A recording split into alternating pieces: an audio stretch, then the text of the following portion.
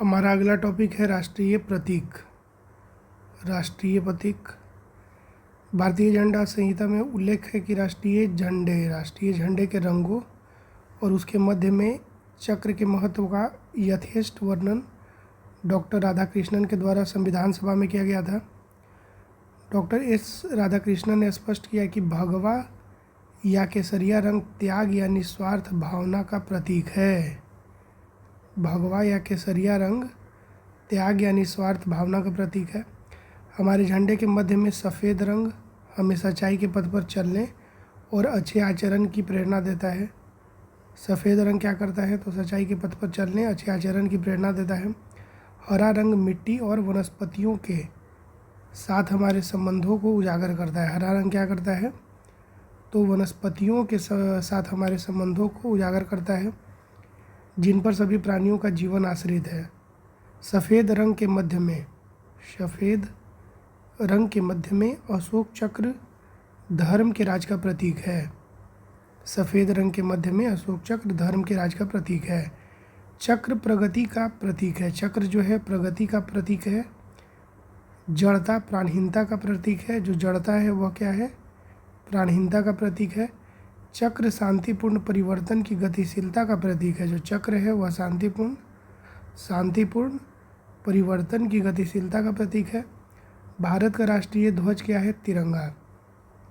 भारत का राष्ट्रीय ध्वज तिरंगा 3 रंगों की पट्टी में विभाजित एक आयताकार है। ध्वज की लंबाई और चौड़ाई का अनुपात है 3:2। लंबाई कितना है 3 और चौड़ाई कितना है 2, 3:2। सबसे ऊपरी पट्टी में गहरा केसरिया रंग। सबसे ऊपरी पट्टी में क्या है, गहरा केसरिया रंग। यह साहस और प्रदर्शन। बीच में क्या है, बीच में है श्वेत यानी कि शांति और सच्चाई का प्रदर्शन है। और सबसे नीचे हरी पट्टी है। सबसे नीचे जो पट्टी है वो कौन है, हरी पट्टी है। यह उर्वरता तथा समृद्धि का प्रदर्शन है। ध्वज के बीच की पट्टी में एक नीला चक्र है। ध्वज के बीच की जो पट्टी है उसमें एक नीला चक्र है, मतलब जो चक्र है उसका कलर क्या है, नीला चक्र है, जिसमें टोटल 24 तीलियाँ हैं। कितना तीली है, 24 तीलियाँ हैं, जिसका प्रारूप सारनाथ में अशोक के सिंह स्तंभ पर बने चक्र से लिया गया है। तो यह जो नीला चक्र है जिसमें 24 तीलियाँ हैं उसका प्रारूप कहाँ से लिया गया है तो सारनाथ में अशोक के सिंह स्तंभ पर बने चक्र से लिया गया है। यह न्याय का प्रतीक है। जो अशोक स्तंभ है क्या है, न्याय का प्रतीक है। पिंगली वेंकैया द्वारा भारतीय राष्ट्रीय ध्वज को तैयार किया गया। पिंगली वेंकैया के द्वारा भारतीय राष्ट्रीय ध्वज को क्या किया गया, तैयार किया गया। संविधान सभा के द्वारा 22 जुलाई 1947 22 जुलाई 1947 को राष्ट्रीय ध्वज का वर्तमान स्वरूप स्वीकृत किया गया। संविधान सभा के द्वारा 22 जुलाई 1947 को राष्ट्रीय ध्वज का वर्तमान स्वरूप स्वीकृत किया गया। भारत का राज चिन्ह सारनाथ स्थित अशोक के सिंह स्तंभ की अनुकृति है। भारत का जो राज चिन्ह है वह सारनाथ स्थित अशोक के सिंह स्तंभ की अनुकृति है। भारत सरकार के द्वारा इसे 26 जनवरी 1950 जिस दिन से हमारा संविधान लागू हुआ 26 जनवरी 1950 को अपनाया गया। इस पर नीचे देवनागरी लिपि में सत्यमेव जयते लिखा हुआ है। देवनागरी लिपि में लिखा हुआ है सत्यमेव जयते। और ये कहाँ से लिया गया है तो मुंडकोपनिषद से लिया गया है। भारत का राष्ट्रगान है जन गण मन। भारत का राष्ट्रगान क्या है, जन गण मन। 24 जनवरी 1950 को संविधान सभा के द्वारा आधिकारिक रूप से अंगीकृत किया गया था। भारत का जो राष्ट्रगान है जन गण मन 24 जनवरी 1950 को संविधान सभा के द्वारा आधिकारिक रूप में अंगीकृत किया गया था। इसके गायन की अवधि है 52 सेकंड। इसकी गायन की अवधि कितनी है, 52 सेकंड है। 27 दिसंबर 1911 को भारतीय राष्ट्रीय कांग्रेस के कलकत्ता अधिवेशन में इसे पहली बार गाया गया था। कब गाया गया था? 27 दिसंबर 1911 को भारतीय राष्ट्रीय कांग्रेस के कलकत्ता अधिवेशन में इसे पहली बार गाया गया था। जन गण मन को यह रविंद्रनाथ टैगोर के द्वारा रचित गीतांजलि से लिया गया है।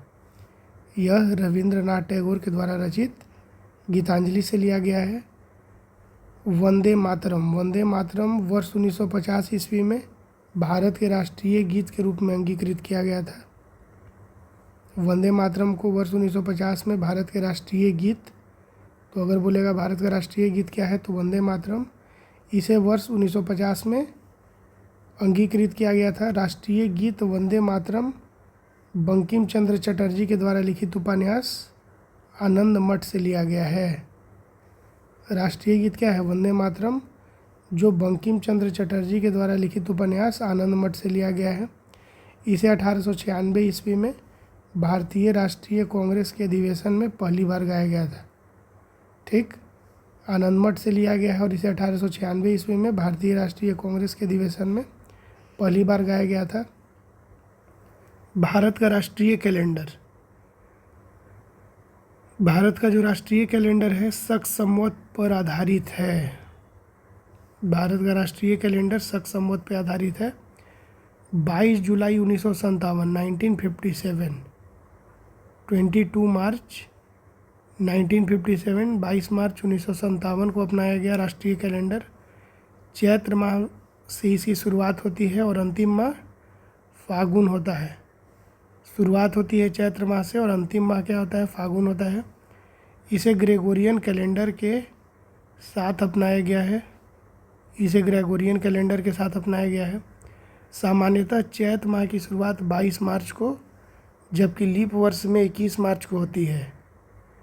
चैत्र माह की शुरुआत 22 मार्च को, लेकिन जब लीप वर्ष होगा तो इसकी शुरुआत होगी 21 मार्च को।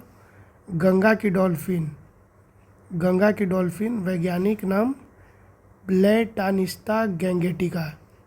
प्लेटानिस्ता गैंगेटिका को भारत के राष्ट्रीय जलीय जीव के रूप में स्वीकार किया गया है। राष्ट्रीय जलीय जीव के रूप में डॉल्फिन को स्वीकार किया गया है। भारतीय मोर, इसका वैज्ञानिक नाम क्या है? पाओ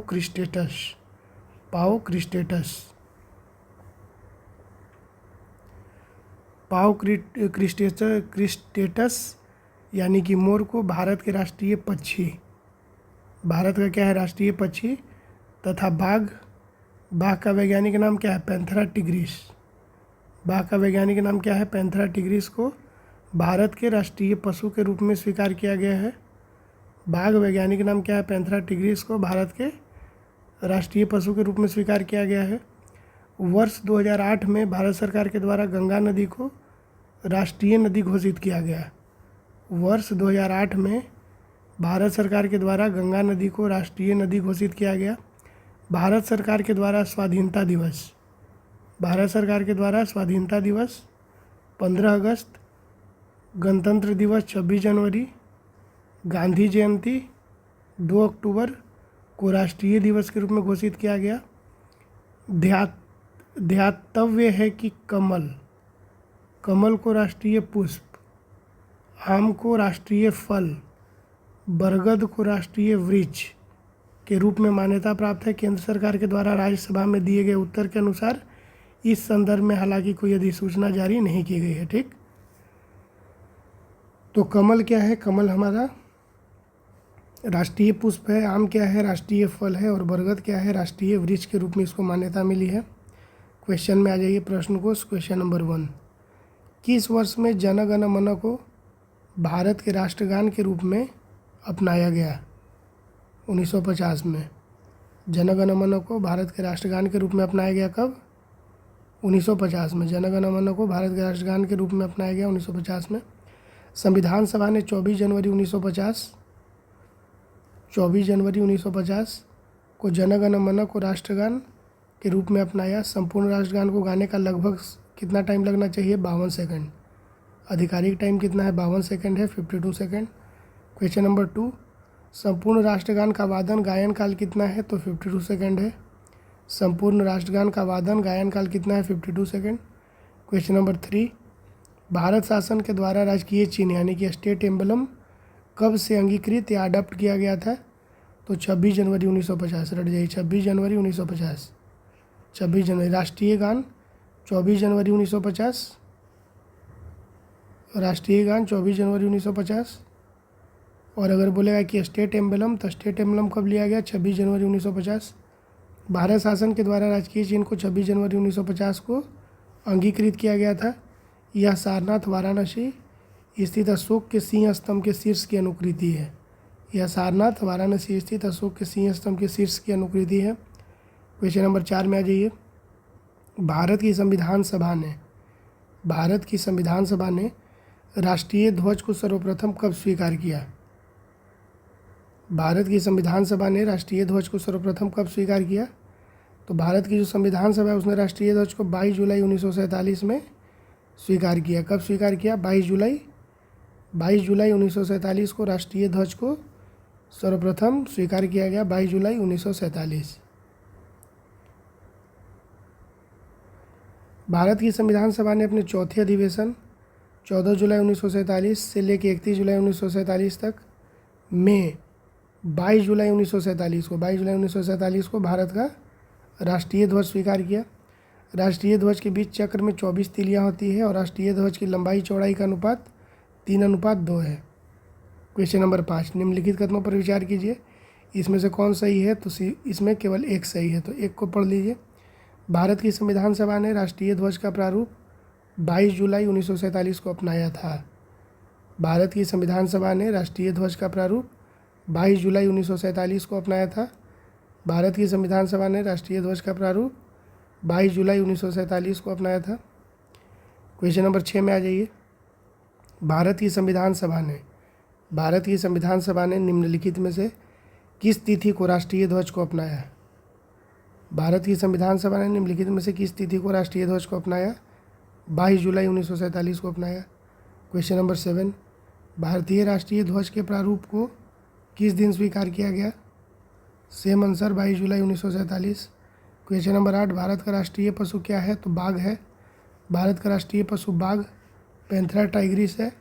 देश में बाघों की घटती हुई संख्या को देखकर अप्रैल 1973 में बाघ परियोजना, इसको भी रट जाइए, अप्रैल 1973 में क्या शुरू किया? बाघ परियोजना शुरू किया गया। क्वेश्चन नंबर 9, भारत का राष्ट्रीय पुष्प कौन सा है? कमल।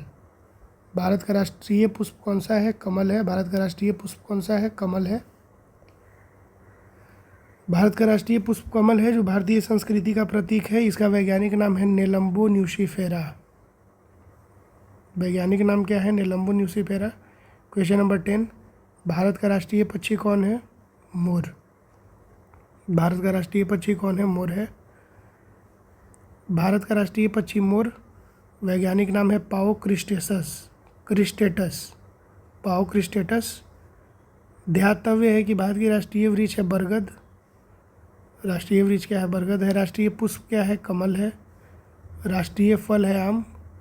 और राष्ट्रीय वाक्य है सत्यमेव जयते, जो सारनाथ वाराणसी स्थित अशोक स्तंभ से लिया गया है। क्वेश्चन नंबर 11, भारतीय राष्ट्रीय ध्वज में चक्र किसका प्रतीक है? तो न्याय का। भारतीय राष्ट्रीय ध्वज में चक्र किसका प्रतीक है? न्याय का।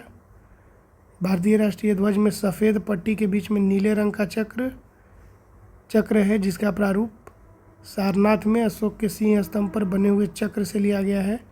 इसमें टोटल 24 तीलियाँ हैं और यह न्याय का प्रतीक है। किस चीज़ का प्रतीक है? न्याय का प्रतीक है। क्वेश्चन नंबर 12, भारत के राष्ट्रीय ध्वज में आरों की कुल संख्या क्या है? मतलब तीलियाँ की कुल संख्या 24 है। भारत के राष्ट्रीय ध्वज में आरों की कुल संख्या क्या है? 24 है। क्वेश्चन नंबर 13, राष्ट्रीय पंचांग के संबंध में कौन सा या कौन से कथन सही हैं? तो न तो एक और नहीं दो, तो दोनों में से कोई मत पढ़िए। ग्रेगोरियन कैलेंडर के साथ साथ देश भर के लिए शक संवत पर आधारित राष्ट्रीय पंचांग, जिसका पहला महीना चैत्र है और सामान्य वर्ष 365 दिन का होता है, 22 मार्च 1957 को अपनाया गया। जो हमारा राष्ट्रीय पंचांग है कब अपनाया गया? 22 मार्च 1957। 22 मार्च 1957 को पहला महीना चैत्र, अंतिम महीना फागुन।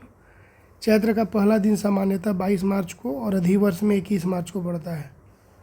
सामान्यतः 22 मार्च को और अधिवर्ष में 21 मार्च को पड़ता है। नेक्स्ट टॉपिक है हमारा राज्य एवं संघ राज्य क्षेत्र। नेक्स्ट टॉपिक है राज्य एवं संघ राज्य क्षेत्र। राज्य एवं संघ राज्य क्षेत्र क्या है टॉपिक? राज्य एवं संघ राज्य क्षेत्र है हमारा नेक्स्ट टॉपिक। भारतीय स्वतंत्रता अधिनियम 1947। भारतीय स्वतंत्रता अधिनियम 1947 के द्वारा दो स्वतंत्र एवं पृथक प्रभुत्व वाले देश भारत और पाकिस्तान का निर्माण किया गया। देशी रियासतों के समक्ष 3 विकल्प प्रस्तुत किए गए, भारत में शामिल हों, पाकिस्तान में शामिल हों या स्वतंत्र रहें। भारतीय सीमा के अंतर्गत 552 देशी रियासतें थी। कितनी थी? 552 देशी रियासतें थी, जिनमें से 549 भारत में शामिल हो गई, जबकि शेष 3 में कौन है? तो हैदराबाद, जूनागढ़ और कश्मीर ने भारत में शामिल होने से मना कर दिया। कालांतर में हैदराबाद को पुलिस कार्रवाई के द्वारा, जूनागढ़ को जनमत संग्रह के द्वारा, कश्मीर को विलय पत्र के द्वारा, बहुत इंपॉर्टेंट है, हैदराबाद को पुलिस कार्रवाई के द्वारा, जूनागढ़ को जनमत संग्रह के द्वारा, कश्मीर को विलय पत्र के द्वारा भारतीय संघ में शामिल किया गया।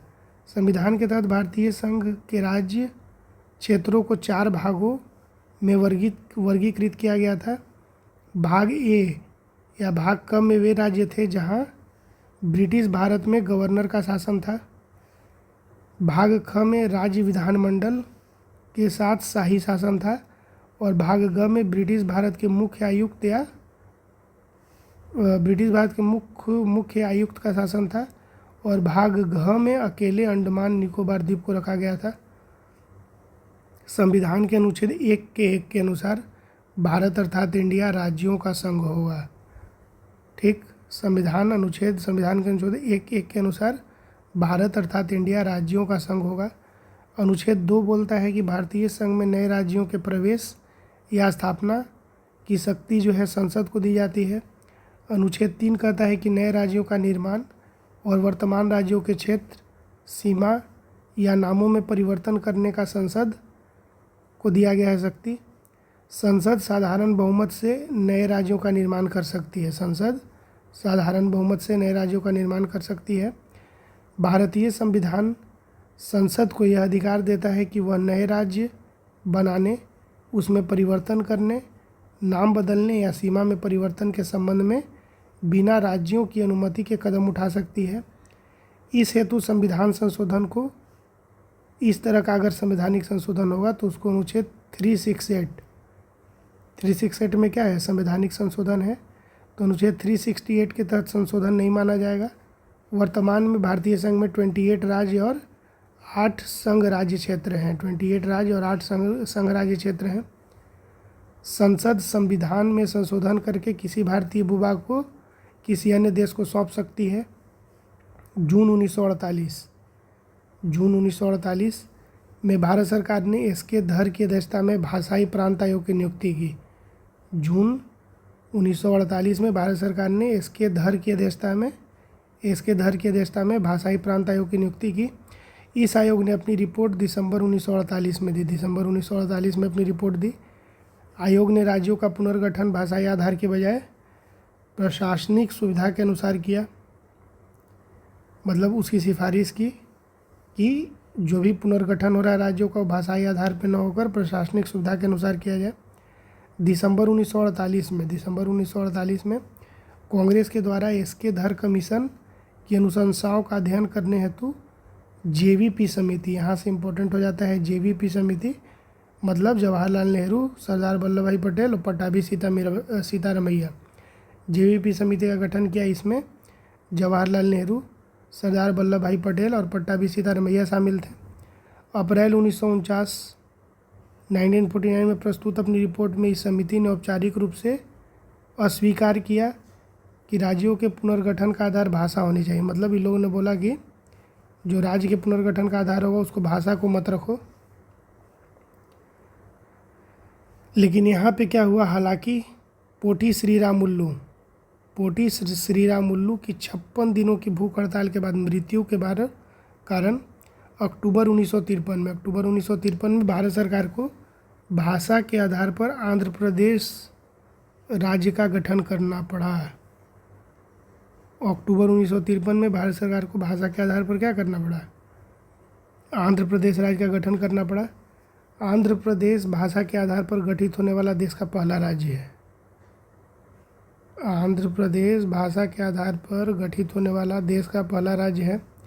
स्वतंत्रता के पश्चात फजल अली की अध्यक्षता में एक राज्य पुनर्गठन आयोग का गठन वर्ष 1953 में हुआ। स्वतंत्रता के पश्चात फजल अली की अध्यक्षता में एक राज्य पुनर्गठन आयोग का गठन कब हुआ? 1953 में हुआ। और इस आयोग के 2 अन्य सदस्य कौन थे? एक थे के एम पन्नीकर और एक थे एच एन कुंजरू। एक थे पन्नीकर, एक थे एच एन कुंजरू। इसी आयोग की कुछ अनुशंसाओं को राज्य पुनर्गठन अधिनियम 1956 में लागू किया गया। नए राज्यों का गठन।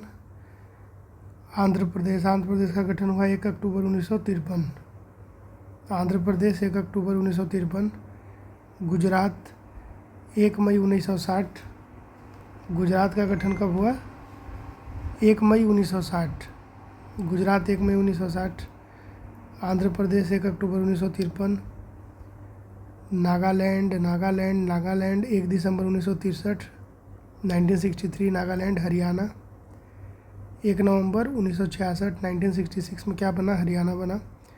हिमाचल प्रदेश 25 जनवरी 1971। 1971 में हिमाचल प्रदेश। मेघालय बना 21 जनवरी 1972। 1972 मेघालय। 1972 मणिपुर 21 जनवरी 1972।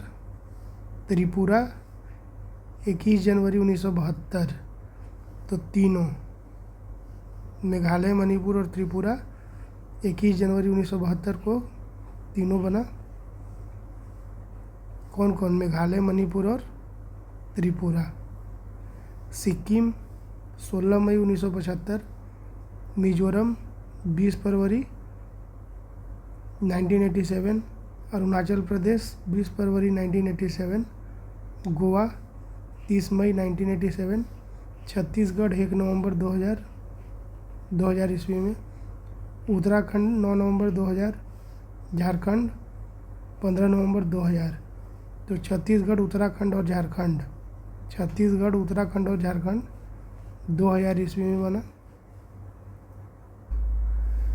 तेलंगाना 2 जून 2014। तेलंगाना 2 जून 2014। एक बार फिर से देख लीजिए।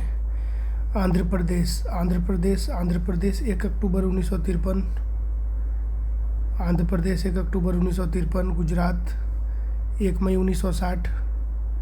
गुजरात कब बना? 1960 में बना। नागालैंड कब बना? 1963 में। 1963 नागालैंड। हरियाणा 66 1 नवंबर 1966। 1966 में हरियाणा बना। 6666। हिमाचल 1971। फिर 72 में बना मेघालय, मणिपुर और त्रिपुरा। मेघालय, मणिपुर और त्रिपुरा बना। 1972 में मेघालय, मणिपुर, त्रिपुरा। सिक्किम कब बना? 1975 में। और 71 में कौन बना? 71 में बना हिमाचल प्रदेश। 75 में कौन बना? सिक्किम बना। मिजोरम 1987। और अरुणाचल प्रदेश, दोनों मिजोरम और अरुणाचल प्रदेश 1987 में बना। गोवा भी बना 1987 में। तो तीनों एक कैटेगरी।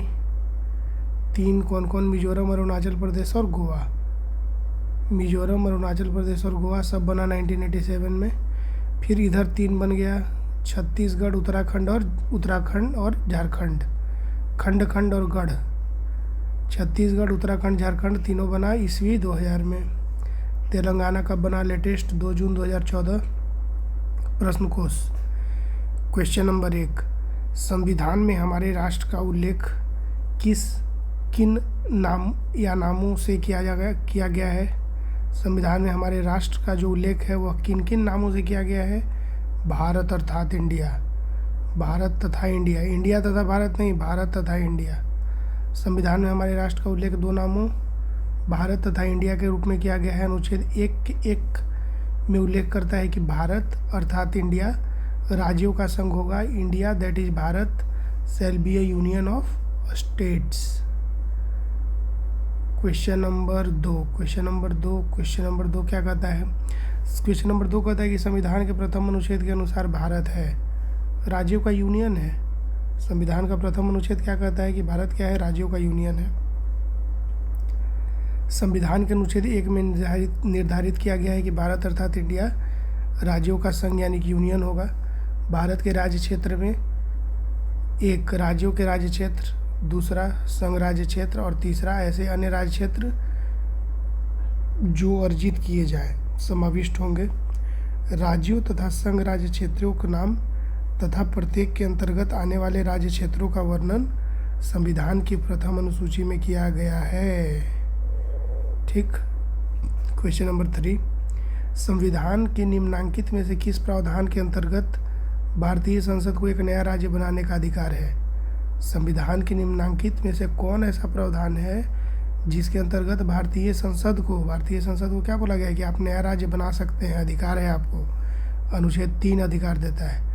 अनुच्छेद 3 अधिकार देता है संसद को कि आप चाहें तो नया राज्य का निर्माण कर सकते हैं। भारतीय संविधान के अनुच्छेद 3 के तहत नए राज्यों के निर्माण, उनके क्षेत्र, सीमाओं तथा नाम में परिवर्तन करने का अधिकार शक्ति भारतीय संसद में निहित है। जबकि अनुच्छेद 1 के तहत संघ का नाम और राज्य क्षेत्र हैं और अनुच्छेद 2 के तहत भारतीय संघ में नए राज्यों के अगर प्रवेश करवाना होगा तो अनुच्छेद 2, अगर प्रवेश या स्थापना की शक्ति संसद को दी गई है 2 में, लेकिन अगर बोलेगा कि नए राज्य बनाने का अधिकार अनुच्छेद में है तो 3 में है। क्वेश्चन नंबर 4, नए राज्यों के गठन की शक्ति निहित है। नए राज्यों की गठन की शक्ति निहित है संसद में।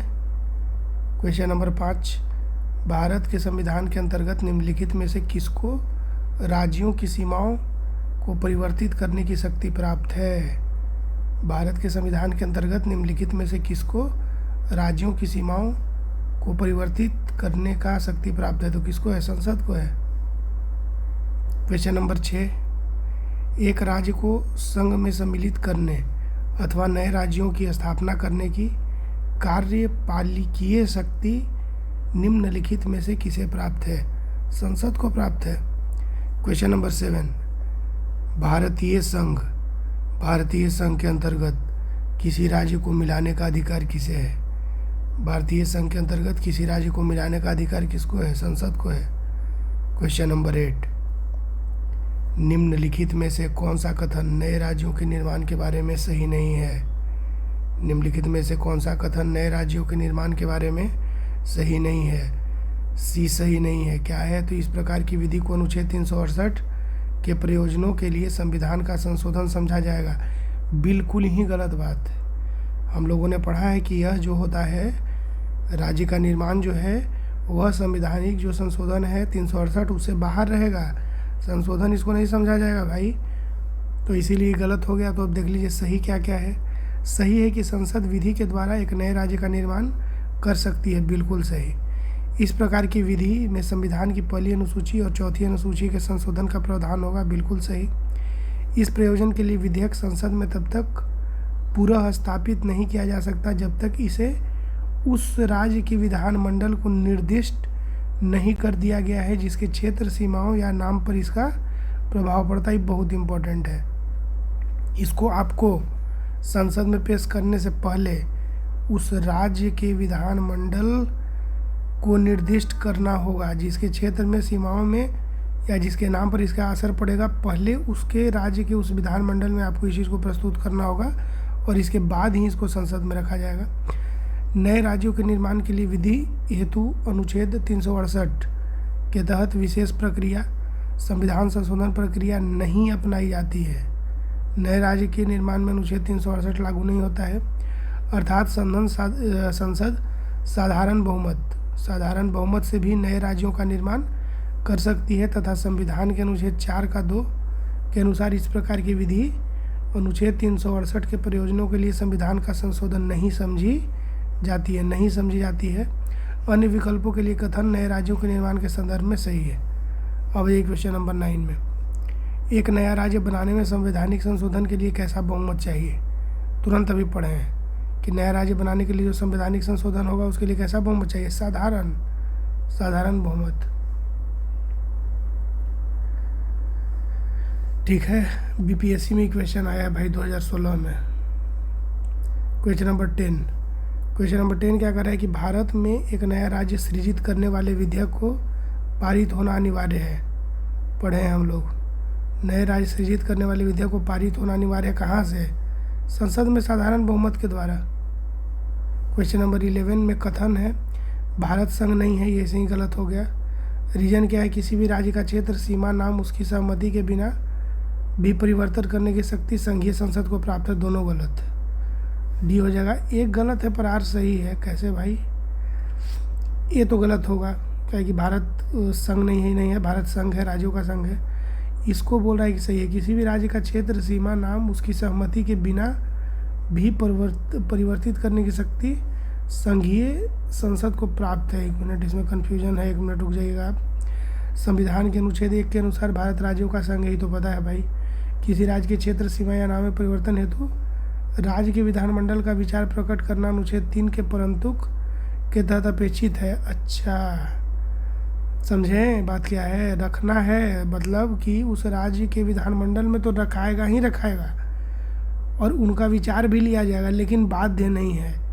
ठीक, ये अच्छा क्वेश्चन है। हेतु राज्य के विधानमंडल पर विचार प्रकट करने अनुच्छेद 3 के परंतुक अपेक्षित है, किंतु इस संदर्भ में राज्य विधानमंडल के विचार संसद पर बाध्यकारी नहीं है। क्या नहीं है? बाध्यकारी नहीं है। अतः संसद बिना राज्यों की सहमति के, रखना जरूरी है लेकिन उनकी सहमति जरूरी नहीं है। रखना जरूरी है लेकिन उनकी सहमति जरूरी नहीं है। अतः संसद बिना राज्यों की सहमति के भी ऐसा कर सकती है। अतः एक गलत है किंतु आर सही है। क्वेश्चन नंबर 12, संवैधानिक प्रावधानों के अनुसार राज्यों की सीमाओं को बदलने के लिए डैश की सहमति की आवश्यकता है। संवैधानिक प्रावधानों के अनुसार राज्यों की सीमाओं को बदलने के लिए किसकी सहमति की आवश्यकता है? राज्यों की सहमति की नहीं चाहिए, सही है। राज्यों की नहीं, सही है। क्वेश्चन नंबर 13 है कि निम्नलिखित में से कौन एक नए राज्यों के निर्माण के लिए संवैधानिक उपबंध नहीं है? तो कौन है भाई जो नए राज्यों के निर्माण के लिए एक संवैधानिक उपबंध नहीं है? तो एक राज्य संघ राज्य क्षेत्र शामिल कर सकेगा, बिल्कुल गलत। एक राज्य जो है संघ राज्य क्षेत्र को शामिल नहीं कर सकता है, ये सिर्फ अधिकार संघ को दिया गया है। तो इसीलिए ऑप्शन डी गलत हो गया। अब देखिए सही क्या है, किसी राज्य का क्षेत्र बढ़ाकर सही है, किसी राज्य का क्षेत्र घटाकर सही है, किसी राज्य का नाम परिवर्तन करके ये भी सही है। तो इसमें आप देख लीजिए कि भारतीय संविधान के अनुच्छेद 3 के अनुसार किसी राज्य की सीमाएं बदलने, नए राज्य का निर्माण करने अथवा उनके नाम में परिवर्तन करने का अधिकार केवल संसद को दिया गया है, राज्यों को यह अधिकार प्राप्त नहीं है। क्वेश्चन नंबर 14, निम्नलिखित में से कौन सा संविधान के अनुच्छेद 3 के तहत संसद के एक कानून द्वारा संभव नहीं है? निम्नलिखित में से कौन सा संविधान के अनुच्छेद 3 के तहत संसद के एक कानून के द्वारा संभव नहीं है? तो नए राज्यों का प्रवेश उसमें नहीं आएगा। क्यों? क्योंकि 3 में जो शक्ति दिया गया उसको देख लीजिए एक बार। अनुच्छेद 3 के तहत नए राज्यों का निर्माण, उनके क्षेत्र, सीमा या नाम में परिवर्तन का अधिकार भारतीय संसद में निहित है, जबकि अनुच्छेद 2 के तहत संसद विधि द्वारा भारतीय संघ में नए राज्यों का प्रवेश या उनकी स्थापना कर सकती है। तो ठीक है, नए राज्यों का प्रवेश, देखिए यहाँ पे क्या दिया था, नए राज्यों का प्रवेश। तो नए राज्यों का प्रवेश उसके लिए क्या है? अनुच्छेद 2 है, इसके लिए है आर्टिकल 2, और ई तीनों के लिए क्या है? आर्टिकल 3। ठीक, तो जब नए राज्यों का प्रवेश करना होगा तो आर्टिकल 2, अगर नए राज्य का गठन करना होगा तो आर्टिकल 3, नए राज्यों के क्षेत्रों में परिवर्तन आर्टिकल 3, राज्यों के सीमाओं में परिवर्तन आर्टिकल 3। क्वेश्चन नंबर 15, निम्न कथनों पर विचार कीजिए और दिए गए कूट की सहायता से बताइए कि इनमें से कौन सही है। ठीक, तो डी यानी कि इनमें तीनों जो है सही है, तीनों को पढ़ लीजिए। संविधान में यूनियन ऑफ स्टेट्स शब्द प्रयुक्त हुआ है क्योंकि भारतीय राज्यों को अलग होने का अधिकार नहीं है। ठीक, संविधान में यूनियन ऑफ स्टेट्स शब्द प्रयुक्त हुआ है क्योंकि भारतीय राज्यों को अलग होने का अधिकार नहीं है। एसके धर आयोग ने राज्यों के पुनर्गठन हेतु भाषा के आधार की अपेक्षा प्रशासनिक सुविधा को वरीयता दी थी। एसके धर आयोग ने क्या बोला था? एसके धर आयोग ने बोला था कि भाई जो राज्यों का पुनर्गठन हो रहा है उसमें भाषा को आधार मत बनाओ भाई। तुमको अगर आधार बनाना है तो किस चीज़ को बनाओ? प्रशासनिक सुविधा को आधार बनाओ, उसको वरीयता दी। 3 है कि पंडित नेहरू, सरदार पटेल और पट्टाभी सीतारमैया जेवीपी की अध्यक्षता में कांग्रेस कमेटी राज्यों के पुनर्गठन में भाषाई आधार के पक्ष में नहीं थी। तो न तो इसके धर आयोग था भाषाई आधार पे नहीं चाहता था कि राज्यों का गठन हो, और ना ही जेवीपी समिति चाहती थी कि भाषाई आधार पे राज्यों का पुनर्गठन हो। ठीक, क्वेश्चन नंबर 16 इसमें वही है। क्वेश्चन नंबर 16 देख लीजिए। भारतीय संघात्मक व्यवस्था के संदर्भ में निम्नलिखित में से कौन सा कथन सही है या सही है? भारतीय संघात्मक व्यवस्था के संदर्भ में, संघात्मक व्यवस्था के संदर्भ में निम्नलिखित में से कौन सा कथन सही है? तो केवल एक इसमें सही है। भारतीय संविधान के अंतर्गत राज्यों को संघ से अलग होने का अधिकार नहीं है। भारतीय संविधान के अंतर्गत राज्यों को संघ से अलग होने का अधिकार नहीं है, याद रखिएगा। ऐसा नहीं है कि आज बिहार बोला कि भाई बहुत हुआ चले अब हम अलग, नहीं। तमिलनाडु बोला कि नहीं भाई हमको तो बजट में बहुत कम हिस्सा मिला है तो हम चले अलग, नहीं, अधिकार ही नहीं है। भारतीय संविधान के तहत राज्यों के संघ की स्थापना की गई जिनमें राज्यों को संघ से अलग होने का अधिकार नहीं है। ठीक, चलिए आज ही क्वेश्चन नंबर 17 में राज्य पुनर्गठन आयोग ने 1 नवंबर 1956 को, पहले तो याद कीजिए कि राज्य पुनर्गठन आयोग कब आया? 1 नवंबर 1956 को आया। 1 नवंबर 1956 को कितने राज्य तथा कितने संघ राज्य बनाए? कितने बनाए भाई? तो बनाए 14 राज्य और 6 संघ राज्य। ठीक, 14 राज्य एवं 6 संघ राज्य बनाए। 14 राज्य और 6 संघ राज्य बनाए। स्वतंत्रता के पश्चात नए राज्यों के निर्माण के लिए फजल अली, बहुत इम्पोर्टेंट, फजल अली की अध्यक्षता में एक राज्य पुनर्गठन आयोग का गठन हुआ जिसकी सिफारिशों के आधार पर अधिनियमित 1956 के राज्य पुनर्गठन अधिनियम के द्वारा 14 राज्य और 6 संघ राज्य क्षेत्र स्थापित किए गए। आंध्र प्रदेश स्वतंत्रता के पश्चात भाषा के आधार पर गठित प्रथम राज्य है। कब बना आंध्र प्रदेश? 1 अक्टूबर 1953। 1 अक्टूबर 1953 को बना। क्वेश्चन नंबर 18, 1956 के राज्य पुनर्गठन अधिनियम के द्वारा कितने राज्य और संघीय क्षेत्रों की स्थापना की गई? तुरंत अभी हम लोग पढ़े हैं 1956 के राज्य पुनर्गठन अधिनियम के द्वारा कितने राज्य और संघीय क्षेत्रों की स्थापना की गई? 14 राज्य और 6 संघीय क्षेत्र। 14 राज्य और 6 संघीय क्षेत्र की स्थापना की गई।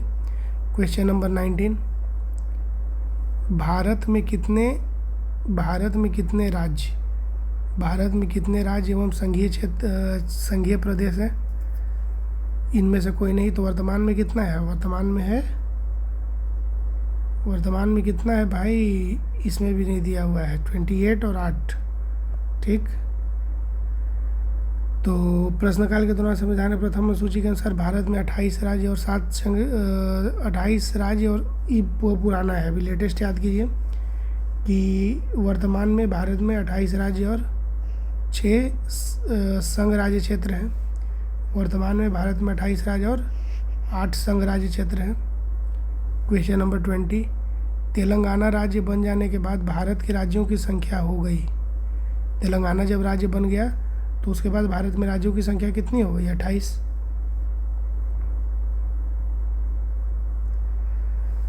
2 जून 2014 को तेलंगाना राज्य के गठन के बाद भारत में राज्यों की संख्या 29 हो गई थी, लेकिन जम्मू और कश्मीर राज्य के 2 संघ राज्य क्षेत्रों में विभाजन के उपरांत राज्यों की वर्तमान संख्या 28 तथा दादर और नगर हवेली तथा दमन और दीव के विलय के बाद संघ राज्य क्षेत्रों की संख्या 8 हो गई। ठीक। क्वेश्चन नंबर 21, भारत में कितने संघ शासित प्रदेश हैं? 8। क्वेश्चन नंबर 22, निम्नलिखित में से कौन संघ राज्य क्षेत्र नहीं है? अंडमान है, दमन दीव है, पुडुचेरी है लेकिन गोवा नहीं है। अंडमान है, दमन दीव है, पुडुचेरी है लेकिन गोवा नहीं है। भारत के संविधान में पहली अनुसूची में राज्य और संघ राज्य क्षेत्रों का उल्लेख है। इस अनुसूची में गोवा राज्यों के अंतर्गत, जबकि शेष विकल्प जो है किसमें आता है? संघ राज्य क्षेत्र के अंतर्गत सम्मिलित है। क्वेश्चन नंबर 23, किस राज्य की राजधानी का नाम स्वतंत्रता प्राप्ति के बाद अभी तक नहीं बदला गया? किस राज्य की राजधानी का नाम स्वतंत्रता प्राप्ति के बाद अभी तक नहीं बदला गया? इसमें स्टार मार्क है तो इसका एक्सप्लेनेशन देख लीजिए। स्वतंत्रता प्राप्ति के बाद आंध्र प्रदेश की राजधानी हैदराबाद का नाम अभी तक नहीं बदला गया था। 2 जून 2014 को तेलंगाना राज्य के निर्माण के बाद अगले 10 वर्षों से अनधिक अवधि तक हैदराबाद के आंध्र प्रदेश और तेलंगाना की संयुक्त राजधानी बने रहने का प्रावधान आंध्र प्रदेश पुनर्गठन अधिनियम 2014 के तहत किया गया है। ठीक। तो तथा इस अवधि के बाद आंध्र प्रदेश की नई राजधानी होनी थी। वर्ष 2020 में आंध्र प्रदेश विधानसभा के द्वारा पारित अधिनियम के तहत यहाँ 3 राजधानी अमरावती,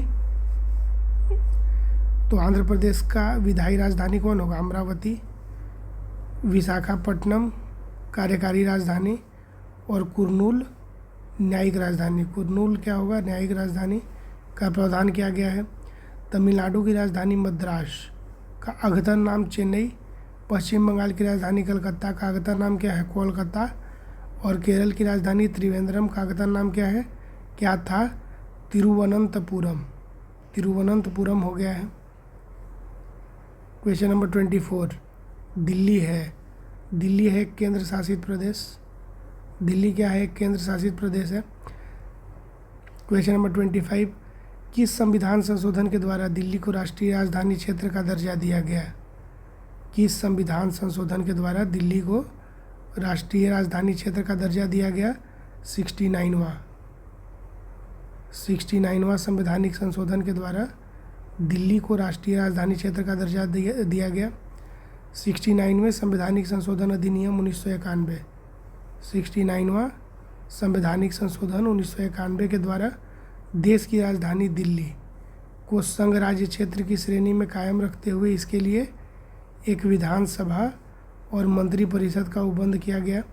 साथ ही संविधान के अनुच्छेद 239 239 के क के तहत संघ राज्य क्षेत्र दिल्ली को राष्ट्रीय राजधानी क्षेत्र यानी कि NCR का दर्जा दिया गया। क्वेश्चन नंबर 26 में आ जाइए।